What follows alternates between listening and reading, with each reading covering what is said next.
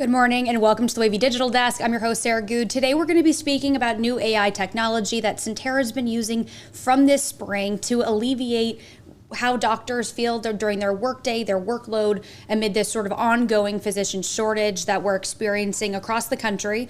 Today we're going to be speaking with Sentara about what the software is, how they got started, and how providers are interacting with that software. Thank you both for joining me. Before we get started, I just want to introduce you both. We have Dr. Stephen Pierman here, Vice President and Chief Medical Officer of Primary Care at Sentara, and Stephen Payne, Regional Director of Business Operations at Sentara Medical Group. Thank you both for joining us today to talk about what this is, because I think to a lot of people out there, this might be new for them. Yes, Sarah, thank you so much for giving us the opportunity to discuss this. And it is a new technology, but it's not necessarily a new problem. And we're excited about using technology and generative AI in particular to improve the way we provide care. And I think the first thing off the bat I've heard, and I spoke to Dr. Wallace, who is with Sentara Medical Group in a practice out in Carrollton, and he said all the patients have been really receptive, which was a really positive thing to hear. But before we get started on talking about how this is working and everything, Stephen Payne, do you want to just start by talking about why finding advancing technology was so important to you all at Sentara Medical Group? Yeah. So yes, and thanks for having me today. We've been working on this for 3 or 4 years. It started out with, how do we use human capital, human and medical assistance to help solve this problem? And it worked and it didn't work. And actually, it was Dr. Wallace who introduced a similar service, but using overseas staff, an overseas company to help with scribing. That led us to where we are today, using a product from Nuance to help with this AI scribing. And so it's been pretty phenomenal in the results. But prior to this, you all have tried, or maybe some of the providers have tried other technology in the past? Yeah, our providers have what we call Dragon, which is just a pure dictation service that's also provided by Nuance. And that works pretty well, but it's asynchronous to the visit. In other words, you have to go see the patient and then go out and dictate the note. Our providers, particularly in primary care, are overwhelmed. A Doximity survey says that 93% of family physicians rate themselves as overwhelmed. One of the things that overwhelms physicians and APPs, advanced practice providers such as nurse practitioners and physician assistants, is the time it takes to do administrative work, such as searching for information in the chart and documenting in the medical record. So the DAX Copilot generative AI is a real-time scribing. So it's just like me having a conversation with you right now, and the AI will create a note that happens. And so my job is to look at the note, review for accuracy, and then sign off on it. And it really reduces the time for documentation by a significant amount. It's pretty much like having a conversation like we're having right now, and then there's a structured note that occurs in Epic. And I think it's important to know what you just said, that the doctors are taking, and providers, are taking a look at it afterwards, right? It's not just going right from the chart and then it's done without the eyes of the provider. The provider maybe has to change a word or two or fill in the blank. I mean, have you all heard about how accurate it has been? Accuracy's been it's very accurate. I would never rely on a computer to do all my work for me. There's a style and an art to medicine and writing. And so every provider needs to look at that note. And, we have heard of some instances where it'll say something different, but that's where you review the note, you make the edits to make sure that it's exactly what occurred in the exam room with the patient. And I'm going to pull up some video here just for people to see it in action in a second. But it's just, this was me being used as a test patient for what kind of data you're going to see on the screen here. But Dr. Wallace was able to walk me through a scenario talking about my back pain. I think it said I was like an almost 100-year-old patient.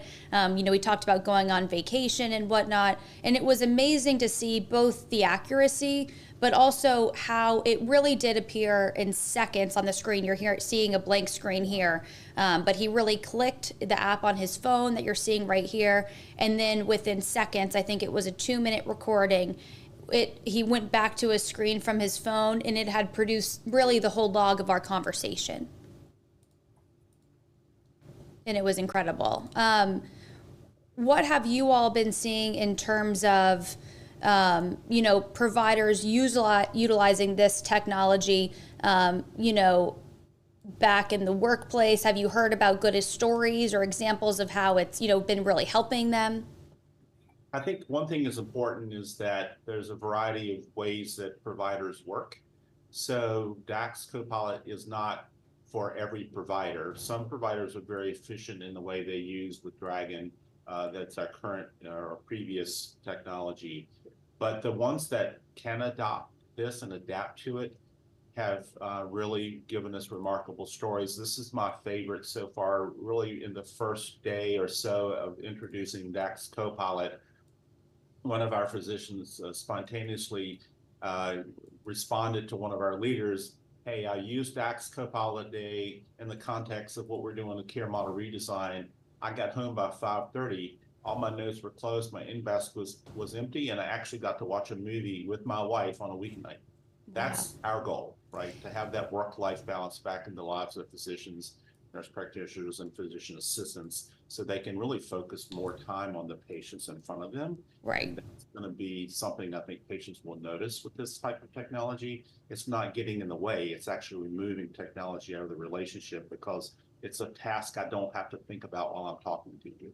And I think, the average patient might not think about how much work the doctor's doing beyond the visit, beyond, maybe writing a prescription, beyond writing that order, but they're doing a lot. And I think that you all cited the American Medical Association saying just during the day alone, and there's also work on the back end, at the end of your day, doctors and providers are spending about 2 hours, it said, on documentation and paperwork for every hour of patient care. And that can create a huge backlog.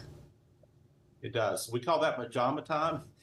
Many times we had a previous program, Home for Dinner. Really, those are the things that people think, the hours that we're actually directly contacting patients are just the tip of the iceberg of the work and information that we review, gather, and document in there. And we have reports out of our electronic medical record that show how much time our providers are spending in notes and in-basket messages, and it stacks one upon the other, and really it almost becomes the majority of work on top of what we're doing with patients. And Stephen, I don't know if you have anything to add to that. Yeah, I mean, you go back to when EMRs became a thing. They really created a mechanism to create a lot more work, and it's all good stuff. It's patient safety, it's good data tracking, but it's also created a lot of work.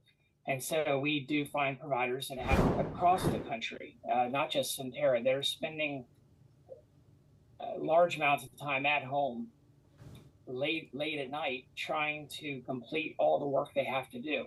And Centera is really focused on trying to make that better. We want them to have a life with their family, do what they need to do, stay healthy. And so this is one mechanism to doing that. And I want to ask as well, people might be worried about the privacy standpoint. What patients have seen, at least with Dr. Wallace, is that it is private. Even those conversations of how are you doing? How was your trip? How have you been doing this year at home? How are your family? Those details were only included in the chart when pertinent to the actual diagnosis or reason for the visit. And I thought that was a really special filtering system, if you will, of what the technology could do. Yeah, I agree. The cell phone is simply a microphone, basically a conduit to a secure environment that's HIPAA compliant, that meets all the things, same regulations and requirements of an electronic medical record. So it's just a kind of a one way to get into that record. But the standards for privacy, security, and firewalls and everything are in this is just as high as it is if I'm typing it in. So this just introduces efficiency, but it doesn't impact in any way the security and privacy of the individual's information. And how many providers right now at Centera are utilizing this technology or trying it out? Just over 200 providers have licenses and are using DAX Copilot. Wow. Because I think at one point this spring, it had only been about, 40, 41. Yeah. So for that number to jump, do you think that's word of mouth? Is that them hearing from you the success of it? I'm getting messages from providers. It'll be a 5-provider practice. One provider will try it. Next thing you know, the other 4 saying, I want it. Please sign me up. What do I have to do? So it's really exciting at how fast we're seeing results and how the word of mouth is traveling. It's very fast and allows us to reach more people. Absolutely. And, with that amount of providers, what are you hearing maybe on the back end of how that's translating into their practice? Are they seeing more patients? Are they feeling more present, maybe in visits with patients? What are you all hearing on that end? I'm hearing that they feel like their encounter with the patient is much more personable. The patient feedback is the same, that they feel like they're getting more from their provider. It's a better quality visit. And providers tell me that there are things they did not hear in the visit that AI picked up on. And it was like, oh, wow, that's a key data point. And so they can act on that. And so we're all human. There are errors and we don't hear things. We're listening too much. We're not listening enough, I should say. And this AI tool is acting as a help to our providers in that respect. I think that's a good point. Distraction during a patient interaction is a human interaction. The computer and documentation can be distracting in that. And the most important things to patients is having a focused interaction with the person in the room with them. It's human connection. So this is one scenario where a computer actually improves the human connection rather than distracts from it. When you're having to type or look over at a screen, then you're breaking that connection. And as you're kind of multitasking, not really, you're shifting tasks. And during that task shift, sometimes you'll miss important information, as Stephen pointed out. This is actually one of the ways that we are trying to address the access problem. Cognitive burden or cognitive capacity is the ability to think about how many things can you think about in one day or one session. And there's hundreds of different data points that physicians and nurse practitioners and physician assistants are processing throughout the day and every encounter. So we can take one thing off and make a little bit more room for face-to-face time, or I don't have to spend as much time in documentation. Then I can say, hey, let me add on in 1 or 2 patients. On the back end of careers where people are kind of feeling burned out and like, I'm ready to retire, and we do have an aging population of primary care physicians, it will probably extend their career because it's just not as hard as it used to be. So I've been in practice for a long time and went from paper to computer. And I will tell you that the burden of computer was much higher than a paper chart in many ways, because it was much more things to click and process. And it really causes some degree of fatigue in our providers and staff having to do this all day long. So this is actually improving that human interaction. I think, like Stephen said, they're seeing it. Our patients are telling that to us. The eye contact, the attention, the mindfulness in that interaction improves with this technology. That's great. And I was curious too, how long was the research process on this before you all put this in motion this spring? Are you constantly looking at new technology even now, new updates, new softwares coming out? Well, I would say we've been doing this, like I said, 3 to 4 years and looking at different types of process and technology. This is the latest and greatest. This is really in its infancy. And this kind of AI technology, there's so much more it can do to help our providers, and can be applied in many other circumstances, such as nursing in a hospital. So there's so much it can do, even for a medical doctor or provider. It's significant. And I know it's being used in primary care offices, it's being used in, more internal medicine offices. Is this something that could, at some point in time, be shifted into being used, say, in emergency departments or in departments that are busy in hospitals? I mean, what would the transition be for that? I believe that it will happen. There are certain specialties that don't find this as useful. We are into large groups across the country that share information. There was a recent exchange about what people are using the ambient technology of listening. Certain special like orthopedists who are really kind of more defined about what they're trying to do would probably find this less efficient. People that are processing and documenting large amounts of information during an encounter, medical specialist, maybe a rheumatologist, a cardiologist, a neurologist, this would be a really game changer for them. So it's going to find its place in different parts. And as we talked about, it will continue to evolve. This is a Microsoft product. There's a lot of investment in technology right now, and AI is at the top of that. And as that will evolve, we'll look for new use cases. I don't know that the competing technology, there are some other products, but this is a pretty almost like a first to market, very unique and kind of the forerunner in many ways. But we will monitor and look for new ways to use it. And the understanding we all have of, generative AI is that it only improves itself, with users and with people actually incorporating this into their practice. So I guess you'd hope, even as just your doctors use it, that it's getting better and better. Yes, it is. And it does self-teach. The one thing I want to make sure everybody understands, this does not make a diagnosis. It does not create clinical judgment. It's really just organizing the ideas and the thought processes of the provider and the patient interaction. Everything about medical decision making still relies on the human, and it's really important to have that human connection because humans, respond to human motivation and influence. The computer can help me. I like this term of cobot. It can do things that make me more efficient of the things that only I can do.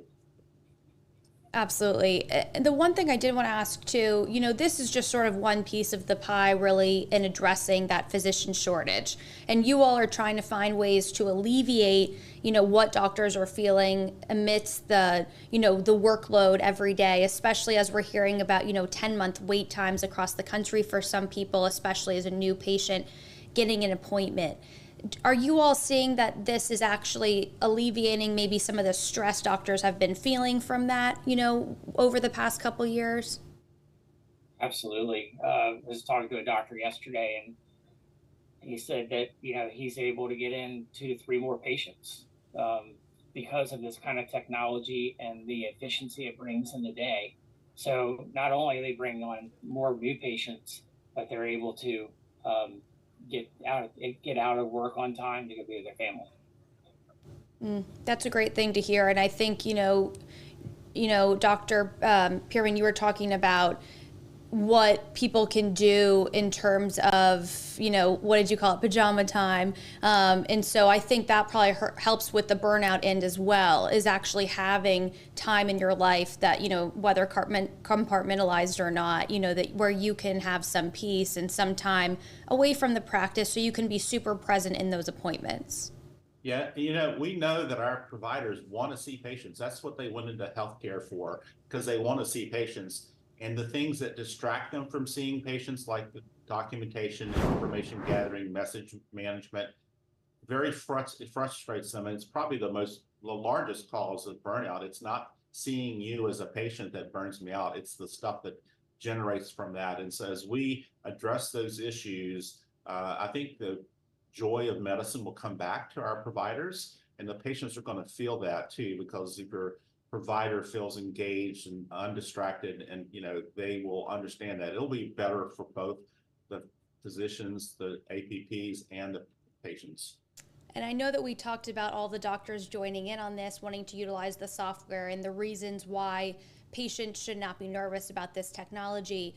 But what would you say to doctors who maybe don't have as much experience, perhaps working with technology?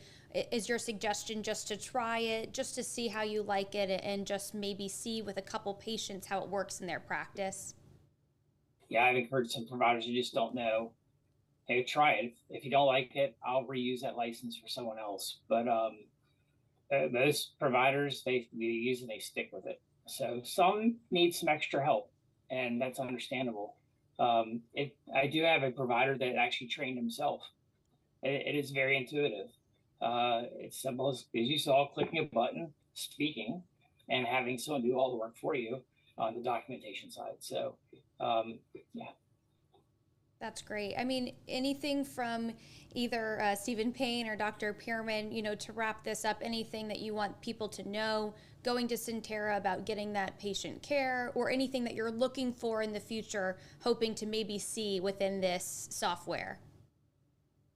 My main focus as a leader within the medical group and the Sentara Health is to increase access for patients. That's our primary focus, and I spend most of my days trying to improve that. The reality is doing things the way we've always done them, with physicians providing almost everything a patient needs, isn't going to work. So we need a combination of offloading things that are lower value work, like documentation or managing a refill that's stable and chronic, and improving the way we provide access for different types of needs, whether it's a simple sore throat or a complex medical condition. We can use that in a team medicine fashion, with a care team providing that. And we actually, for an example, we have a 24/7 nurse advice line. There's no doctor that's on call every day of the year. So, but that's kind of where our team can extend that convenience and access to patients. So things like DAX, in combination with the way we redesign our care delivery model, I'm optimistic in the next year we'll probably start seeing a lot more access availability in the markets we serve. That's great. And Stephen Payne, anything, I think I want to say that, you hear about AI in the news, other topics, and how you can go on your computer and go to an AI tool through the internet. This is different. This is what I call a closed forum. So it's not the same as what you see out there on the internet. And Sentara takes the privacy and security of our data for our patients to the highest levels. And so it is very safe. It's very effective. And it is, I've been at Sentara for 23 years. It is probably the most exciting project. It is the most exciting project I've ever worked on. And it's an honor to be able to help our providers and patients. Absolutely. And I want to say, it's called DAX Copilot, and Dr. Wallace made it clear he's the pilot of this. He used that expression, and it is just helping him, maybe fixing a word or two. But for the most part, just what you all have said in this conversation, it's allowed him to be more present. He thinks that his patients have noticed, what's been going on, have been receptive to it because they've been able to see with their own eyes how it's made him, get back to his patients, if you will. But thank you both so much. Thank you to everybody watching. If you have any more questions, please head over to WAVY.com, where we connect you back with information from Sentara on DAX Copilot, provider experience, and also more information from my interview with Dr. Wallace that will be on WAVY tonight. So thank you both so much for joining me to talk about this exciting technology, and hopefully we'll just see where it continues in the future. Sarah, thank you so much for allowing us to kind of share some of these. Absolutely. Thank you both so much, and thank you for your time. And again, please head over to WAVY.com for more information.